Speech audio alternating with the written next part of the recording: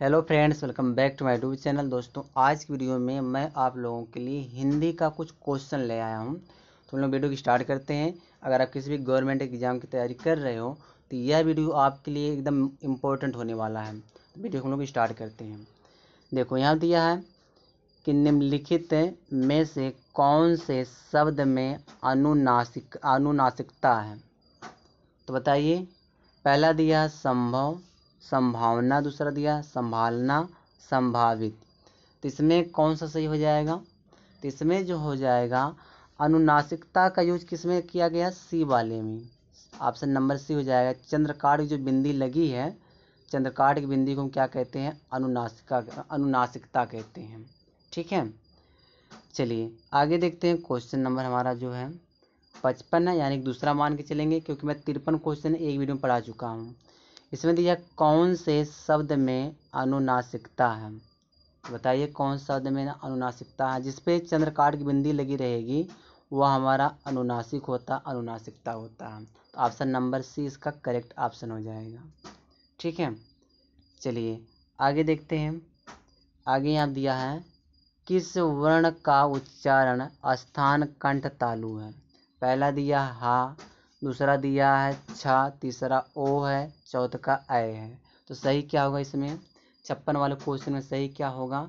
तो इसमें सही होगा ऐ। ऐ क्या हमारा है? कंठ तालव्य है। ऐ क्या होता है? कंठ तालव्य होता है। ठीक है, ऑप्शन नंबर इसका डी करेक्ट हो जाएगा। आगे यहाँ दिया 57 नंबर क्वेश्चन है। ऐ के उच्चारण स्थान का नाम है। ऐ के उच्चारण का स्थान का नाम क्या है? बताइए। पहला दिया तालव्य, दूसरा दिया दंत, तीसरा कंठोस्थ, चौथा का दिया आपका कंठ तालव्य। क्या सही होगा इसमें? 57 वाले क्वेश्चन में डी सही हो जाएगा, कंठ तालव्य है। ऐ क्या होता है? कंठ तालव्य होता है। देखो, ये सारे क्वेश्चन पूछे गए हैं।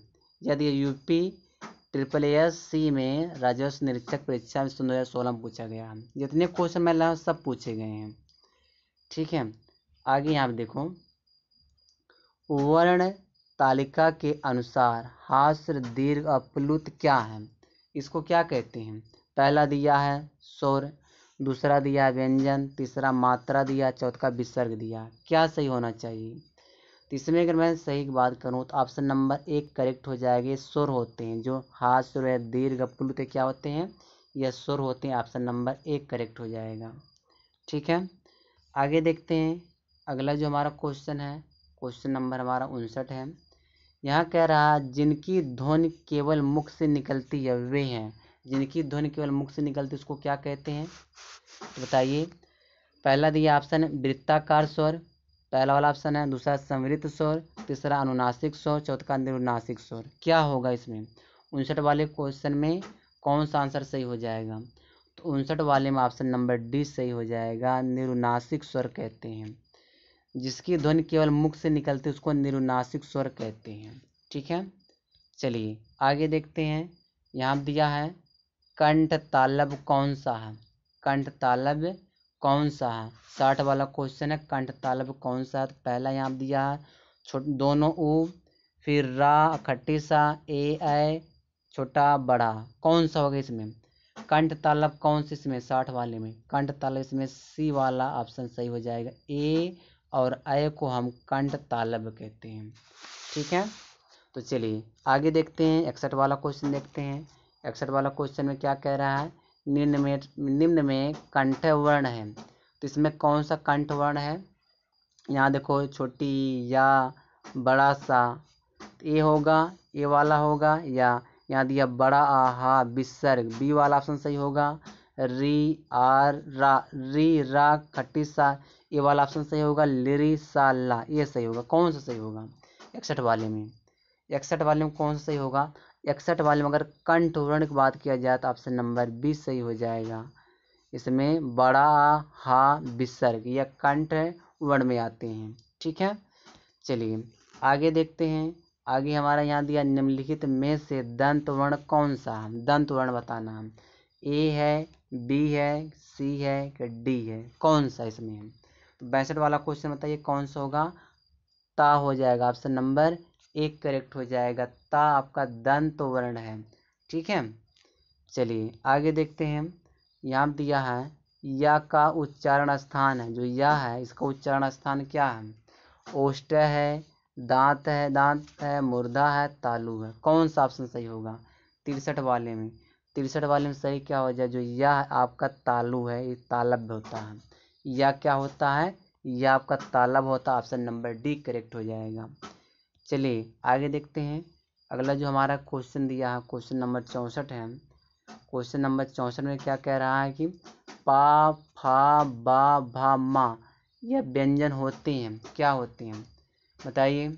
यहाँ पहला दिया दंत दिया, ओष्ठ दिया है, तालब दिया, कंठ दिया। क्या होगा 64 वाले का आंसर सही क्या होगा? 64 वाले का आंसर होगा बी ऑप्शन, ओष्ठ होते हैं। जो पाफा बाबा माँ ये क्या होते हैं? ओष्ठ होते हैं। ठीक है, चलिए आगे देखते हैं।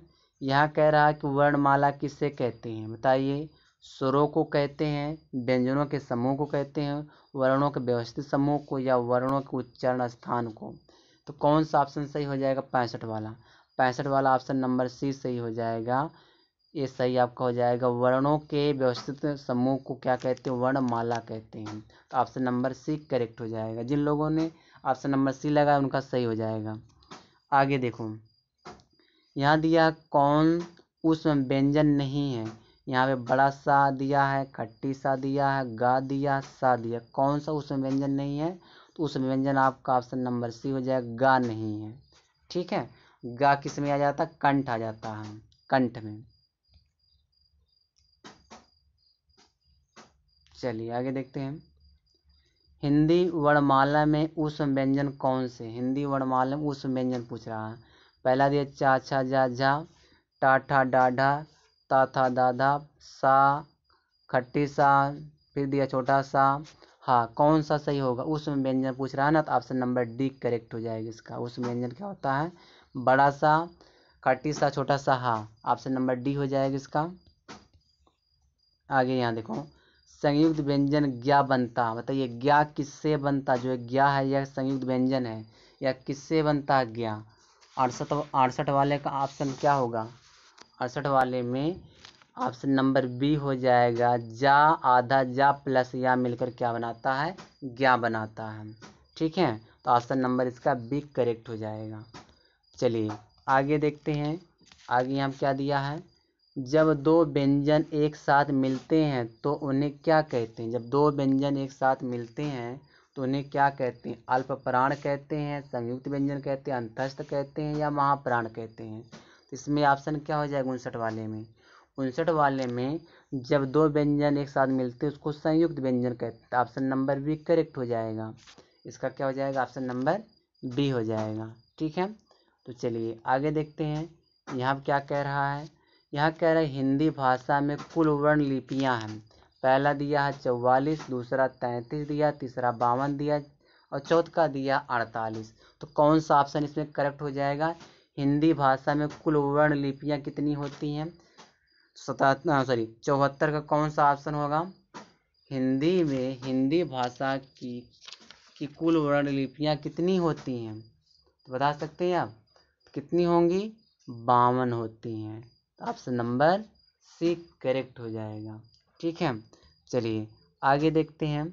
यहाँ क्या कह रहा है? हिंदी वर्णमाला में अंग और आह क्या है? इसको क्या माना जाता है? स्वर कहा जाता है, व्यंजन कहा जाता है, अयोगवा कहा जाता है, संयुक्त व्यंजन कहा जाता है, क्या कहा जाता है? तो 75 का अगर मैं ऑप्शन बात करूँ तो सी ऑप्शन इसका करेक्ट हो जाएगा, अयोगवा कहा जाता है। ठीक है, चलिए आगे देखते हैं। इसमें क्या दे? निम्नलिखित में से कौन सा व्यंजन स्पर्श संघर्षी है? स्पर्श संघर्षी व्यंजन बताना है तो 76 वाले का कौन सा ऑप्शन सही होगा? यहाँ पे दिया जा दिया है, रा दिया है, हा दिया है, खट्टी सा दिया। कौन सा सही होगा? स्पर्श संघर्षी व्यंजन कौन सा है? जा। ऑप्शन नंबर एक करेक्ट हो जाएगा। ठीक है, चलिए आगे देखते हैं। आगे यहाँ दिया है दंतोष्ठ ध्वनि कौन सी है? पहला दिया वा, दूसरा फा, या दिया तीसरा वाला, और चौथा वाला रा दिया। क्या होगा सही 77 का?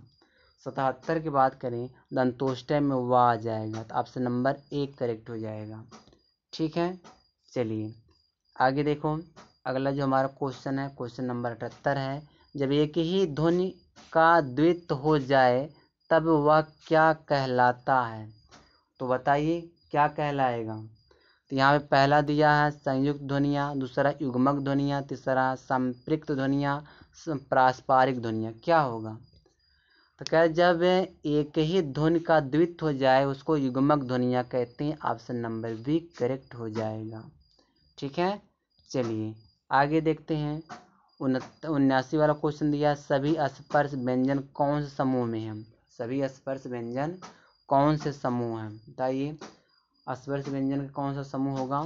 तो स्पर्श व्यंजन का समूह होगा, जान लो का, चा, पा, दा। ये आपका ऑप्शन नंबर सी करेक्ट हो जाएगा। ठीक है, ऑप्शन नंबर सी आपका करेक्ट हो जाएगा। चलिए आगे बताइए। यहाँ का रा का विवरण है, रा का विवरण क्या है बताइए। यहाँ पहला दिया ऑप्शन नंबर दिया वत्सर, लुंठित, सघोष, अल्पप्राण व्यंजन, यह सही होगा। दूसरा दिया वत्सर, पार्श्विक, सघोष, महाप्राण व्यंजन, यह सही होगा। ये फिर यहाँ दिया वत्सर, संघर्षी, अघोष, अल्पप्राण व्यंजन, यह सी हो गया। चौथा दिया वत्सर, स्पर्श, सघोष, महाप्राण व्यंजन, कौन सा सही होगा? रा का विवरण सही कौन सा है पहले पूछ रहा हूँ। ठीक है, तो बताइए 80 वाले में कौन सा ऑप्शन होगा? 80 वाले का ऑप्शन अगर आपने अगर ए बताया तो आपका करेक्ट उत्सर होगा, सॉरी वत्सर होगा, लुंठित, सघोष, अल्पप्राण व्यंजन। ठीक है, चलिए आगे देखते हैं। यहाँ दिया है कि स्पर्श व्यंजन कंठ ध्वनि, अघोष और महाप्राण ध्वनि है। बताइए का है, गा है, खा है, घा है, क्या होगा इसमें? 81 वाले में क्या सही होगा? 81 वाले का ऑप्शन नंबर सी सही हो जाएगा कि जो है स्पर्श व्यंजन कंठ ध्वनि, अघोष, महाप्राण, घा होता है। ठीक है, ऑप्शन नंबर सी करेक्ट हो जाएगा। 82 देखो, अंतस्थ एवं उष्म वर्ण कितने होते हैं? अंतस्थ के देखो 4 टाइप होते हैं। ठीक है, अंतस्थ कितने? चार होते हैं। उसमें के भी 4 हो जाएंगे। ठीक है, तो टोटल क्या हो जाएंगे? 8 हो जाएंगे। ऑप्शन नंबर बी करेक्ट हो जाएगा। ठीक है, तो चलिए आगे देखते हैं। यहाँ दिया है काकल वर्ण कौन सा? काकल वर्ण कौन सा है बताइए। या है, सा है, हा है, ड़ा है, क्या होगा? तो काकल वर्ण जब पूछे तो वह हा होगा। ऑप्शन नंबर सी करेक्ट हो जाएगा। ठीक है, चलिए आगे देखते हैं। यहाँ दिया है हिंदी वर्णमाला में छ से ड के ठीक बीच में कौन सा अक्षर है? बताइए 84 वाले में 84 का क्वेश्चन सही क्या होगा? पहला दिया ठा, दूसरा दिया या, तीसरा दिया डा, चौथा दिया झा, कौन सा सही होगा? 84 वाला कौन सही होगा? ऑप्शन नंबर बी सही हो जाएगा, या। ठीक है, चलो आगे देखो। निम्नलिखित में से कौन सा शब्द स्वर का वर्गीकरण नहीं है? सॉरी, स्वर का वर्गीकरण नहीं है। तो स्वर का वर्गीकरण कौन सा नहीं है? तो बताइए। पहला दिया प्लुत, हास्र, संयुक्त, द्वित, क्या दिया, क्या होगा 85 वाले में? 85 वाले का डी सही हो जाएगा, द्वित। यह जो स्वर का वर्गीकरण नहीं है। चलिए आगे देखिए। यहाँ दिया है निम्नलिखित में से कौन सा शब्द प्रयत्न और उच्चारण के आधार पर व्यंजन का वर्गीकरण नहीं है? तो बताइए। पहला उत्क्षिप्त दिया, पार्श्विक, सघोष, उसमें कौन सा सही होगा 86 वाले में? 86 वाली बात करें तो होगा सी सही, सघोष। क्या हो जाएगा? सघोष हमारा सही आंसर हो जाएगा। आगे यहाँ दिया है 87 वाला क्वेश्चन यहाँ दिया है, जिसे व्यंजन ध्वनि के उच्चारण के समय स्वर तंत्री में कंपन होता है, उच्चारण स्थान के आधार पर ध्वनियों के वर्गीकरण में उसका क्या स्थान है? बताइए। 87 को क्या कहेंगे? मूर्धन्य कहेंगे, वत्सर कहेंगे, काकल कहेंगे, कंठय कहेंगे, क्या कहेंगे? 87 वाले का आंसर कौन सा सही होगा? तो इसका आंसर हो जाएगा सी सही। ठीक है, काकल कहते हैं उसको। चलिए आगे देखते हैं हम लोग 28 वाला क्वेश्चन 88 वाला क्वेश्चन देखते हैं। चलिए, यदि यह निम्नलिखित में कौन सा वर्ण तालव्य नहीं है? तो पहला छा, दूसरा का, चा, झा। क्या सही होना चाहिए आप बताइए। 88 में ऑप्शन नंबर 20 सही हो जाएगा, का। यह तालव्य नहीं है। चलिए आगे देखिए, विसर्ग का उच्चारण स्थान तो क्या होगा? कंठय होता है, ओष्ठ्य होता, तालव्य होता, अनुनासिक, क्या होता है? 89 का कौन सा सही होगा? ये आपका हो जाएगा 89 का ऑप्शन नंबर ए। जिन लोगों ने ऑप्शन नंबर ए लगाया वह उनका सही है, कंठय होगा। ठीक है, आगे देखते हैं। निम्नलिखित में हिंदी वर्णों में से अयोग्य कौन सा वर्ण है? तो बताइए कौन सा वर्ण है? पहला या दोनों ओ, अंग, आहा, आ ओ ए, कौन सा सही होगा? 90 वाले में कौन सा सही होगा? 90 वाले अयोग्य अंग को और आहा को कहते हैं, ऑप्शन नंबर बी हो जाएगा सही। ठीक है, चलिए आगे देखते हैं। आगे यहाँ दिया है 91 क्वेश्चन है, निम्नलिखित वर्णों में कौन सा वर्ण मूर्धन्य नहीं है? बताइए कौन सा मूर्धन्य नहीं है? तब बता सकते हैं 51 वाले में, 91 में कौन सही होगा? जा। जा किसमें? चा, छा, जा, जा तालव्य में आ जाती है, जब मूर्धन्य नहीं है तो ऑप्शन नंबर ए हो जाएगा। चलिए आगे देखो, आगे यहाँ दिया है, निम्नलिखित में व्यंजनों में से कौन से व्यंजन का उच्चारण तालु से होता है? बताइए तालु से कौन सा व्यंजन का उच्चारण तालु से होता है? तो इसका हो जाएगा चा, छा। चा वाले को तालव्य कहते हैं ना, तो चा में छा आता है तो ये हो जाएगा छा, ऑप्शन नंबर सी हो जाएगा उसका। फिर कह रहा है निम्नलिखित में से कौन सा वर्ण अंतस्थ नहीं है? बताइए कौन सा वर्ण अंतस्थ व्यंजन नहीं है? 93 का कौन सा सही होगा? अंतस्थ या हो जाए हा, हा नहीं। ठीक है, यह अंतस्थ वर्ण नहीं है तो ऑप्शन नंबर बी करेक्ट हो जाएगा। चलो आगे देखो, यहाँ या रा ला वा व्यंजनों को कहते हैं, क्या कहते हैं? या रा ला व्यंजनों क्या कहा जाता है? 94 में क्या सही होना चाहिए?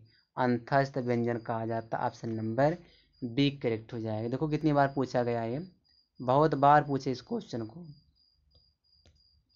चलिए आगे देखिए, यहाँ दिए हिंदी वर्णमाला में उस व्यंजन कौन से हैं? बताइए उसमें व्यंजन ए होगा कि बी होगा, सी होगा, डी होगा, कौन सा होगा इसमें? 95 वाला क्वेश्चन में कौन सा करेक्ट ऑप्शन होगा? तो बताइए, तो उस व्यंजन किसको कहेंगे?